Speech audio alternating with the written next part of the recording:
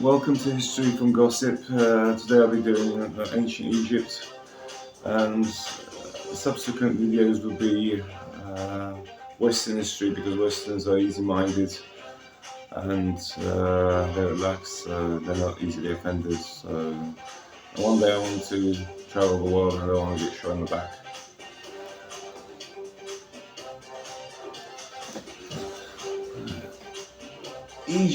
Ancient Egypt, they say that they wanted a fake mountain, and they've seen other areas around the world, and then for the defensive reasons of the hill.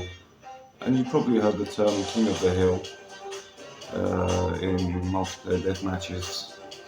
So, and to show their willpower to the world in the nothingness. But the belief of healing people was there because they believed that the night sky, the stars would shine on top of the fake mountain and heal them. There used to be commoners' tents around the pyramid structure. So what would happen is everyone put equal amounts of tents there to live there around the pyramid structure. It was like a statue for life, they say. And what else they say is that when there would be a dusk storm, people would just rush out of the tents and hold on to the base of the pyramid as a reference, save this statue moment. Beggars used to do magic. There used to be beggars, but there used to be a lot of thieves as well. And when lots of things went missing and haywire, they'd sum up to magic. And it was the kind of understood prospect of what's going on.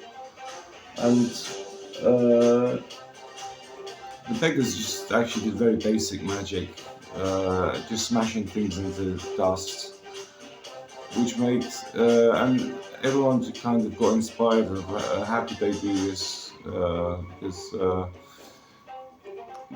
they couldn't do it themselves. The beggars was the strong people that did the magic, smashing things in dust, and everyone wanted to learn.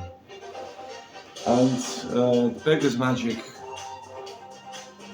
showed that the real magic happened in the pyramids, the great magic, because the beggars' magic was simple and petty.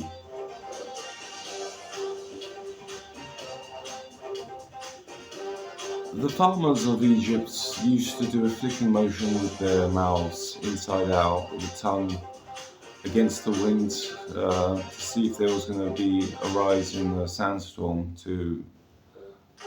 that could destroy their crops. So while making this flicking motion with inside out from the tongue, when it came to voice, the word Ra happened, and because they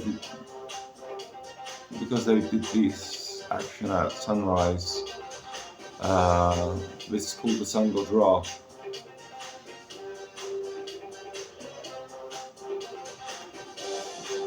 The tribes that formed ancient Egypt came from the north and south. The southerners were dark-skinned and the northerners were light-skinned. And because the northerners were like the light-skinned Egyptians, because of them easily noting face perplexities, they were more inclined to rule Egypt easier because of being able to understand face perplexities and also perplexities in life. It didn't mean that the dark-skinned people didn't catch on. The tribe unification of Egypt happened because of the starkness of the nothingness around, sandy nothingness around, and the oases of the Niles. They just felt that they had to unite. There was no other choice.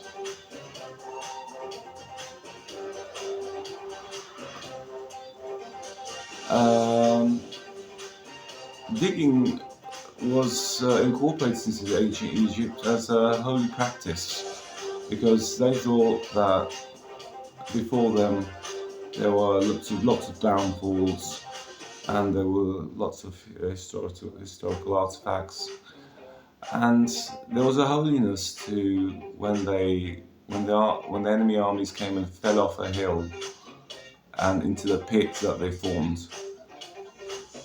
They saw it as a holy defense system. They also had, while in this mentality, they actually came across lots of resources which helped them in their daily lives and creating their culture.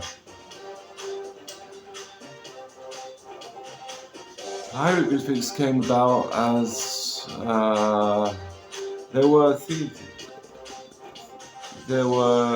the culture created by the elite, and to address this culture, they actually hieroglyphics is a picture writing system, and these are symbols to, they say, that implemented theatrical displays in the kingdom on the street, where they showed the symbols for each theatrical display.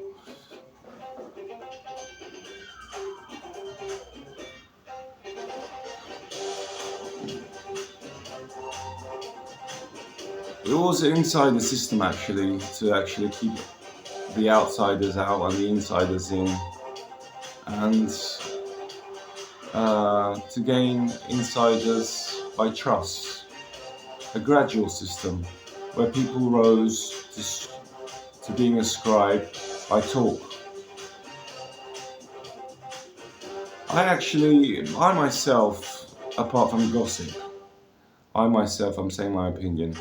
If I'm going to read hieroglyphics, I actually will try to read it as every picture a hub word, and the connection, the general connection, and the possible detailable connections of the hub words to form understanding. That's how I read them. Pottery and ceramics were, after the resources were found, were widespread, but there was many different artifacts in different areas. There was competition because there's a wide range of products. And they were found in commoners' burial sites. So the commons actually probably made them. I don't think the elites would make pottery and ceramics for the commoners. That's what they say, and that's what could be said. Of what I'm saying.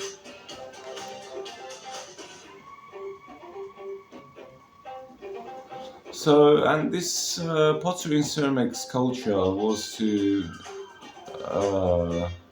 decorate the lives of the Egyptians and to show that they had a true oasis, a true resurrection from the absoluteness of nothing. So that's what they say.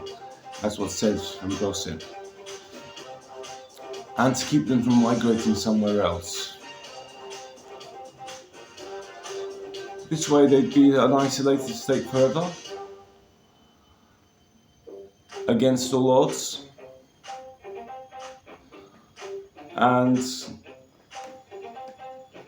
because of their natural isolation, the harsh conditions, they thought that only devout believers of whatever religion those people came from, only devout believers could find Egypt, the oasis.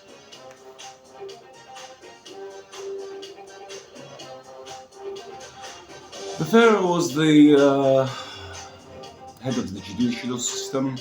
Accusers and defendants would be put on a pot, with each pot having a goat released which would headbutt the pots, and their necks would be tied to a palm tree nearby, upway, and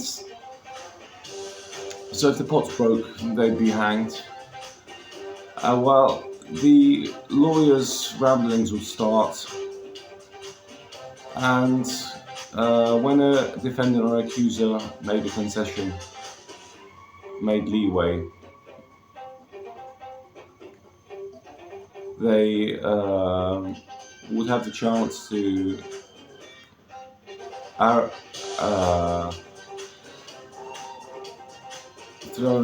throw a spear to the rope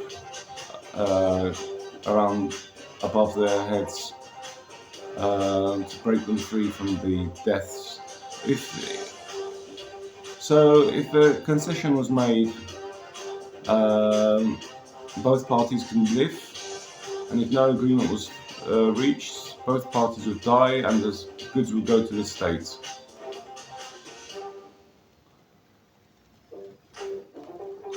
There were trigonometrics was found in Egypt, and they say that it's from the swaying seed spreading movements.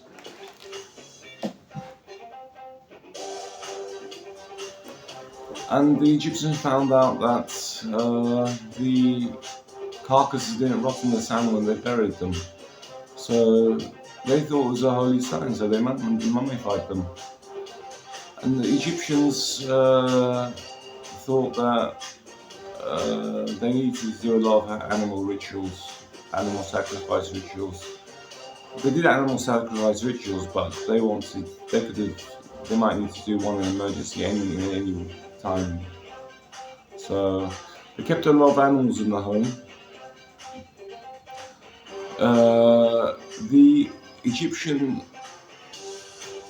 grammar was so harsh that the animals bickering kept them sane.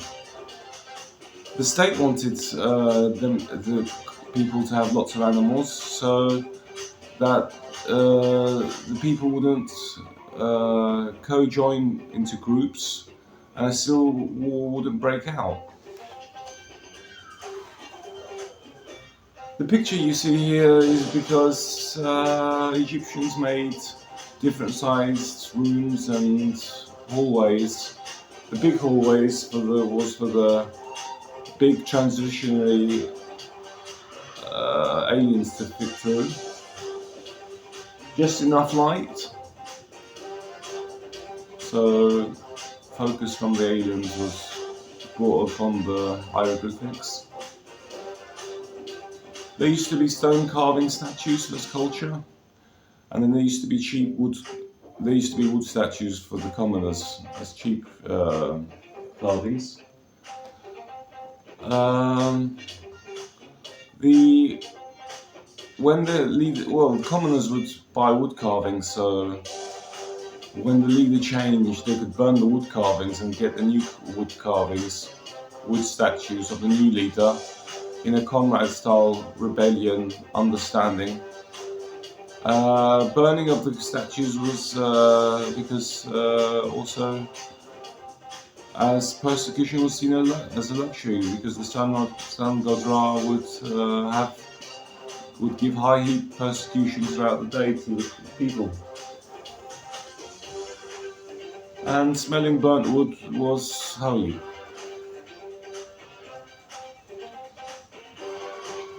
The Egyptians would make small models for the afterlife. It was seen as a continuum for the afterlife. They believed in the afterlife, and the grandchildren would play with the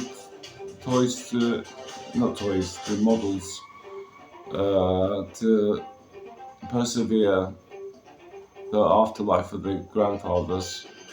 But the grandchildren will put them in such ridiculous conditions that the models were actually banned later on. The Egyptians were bent on cleanliness. They would go to the non-irrigation parts of the Nile, they say, and and have a bath. That was past the flow of the Nile. That was past the irrigation sites, and they pour hot wax all over their bodies so as not to sweat. The clothes was a caste system, but it was fundamentally the same: long robes, white robes, and wiping something clean with a cloth was banned because the cloths could get lost and a lot of mishaps can happen. And so people were supposed to wipe with their clothes the dirt, and the person with the most dirt on their clothes was seen as a cleanliness, as a martyrdom, as a martyr for cleanliness.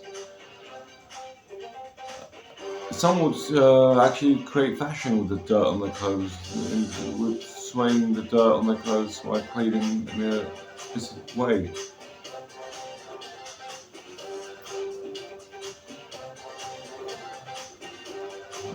The pictures were by iStock Photo and Getty Images. Some of the bits of facts were by Wikipedia, and the music was from Pixabay. Have a good day.